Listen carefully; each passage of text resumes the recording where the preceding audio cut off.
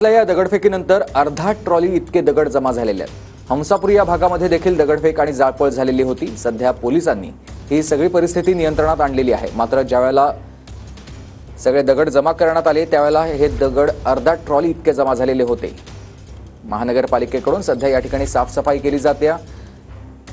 जो ढिगारा जमा झालेला होता तो ढिगारा जमा करण्यात आला आहे आणि त्या संदर्भातले काही दगड आहेत जे दगड पोलिसांवर भिरकावण्यात आलेले होते, दगडफेक करण्यात आलेली होती, त्यासाठी हे दगड वापरलेले होते।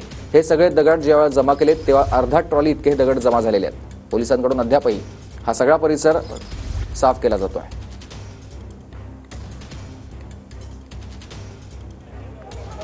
वेगवेगळी ही दृश्यात जाळपोळ झाली, दगडफेक झाली, तोडफोड करण्यात आली आणि पोलिसांनी त्यानंतर सर्च ऑपरेशन केलं।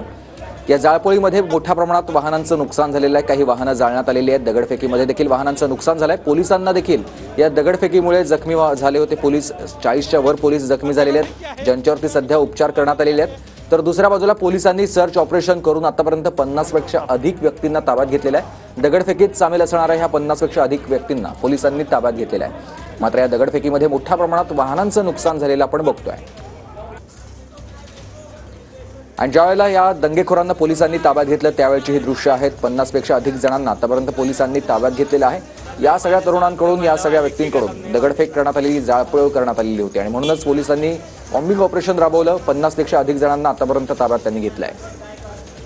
औरंगजेबाचे कसबे जाळल्यानंतर, जाळपोळीनंतर या सगळ्या प्रकाराला आणखी हिंसक वळण आलं आणि दोन गट आमने सामने आले आणि त्यांनी दगडफेकीला सुरुवात केली।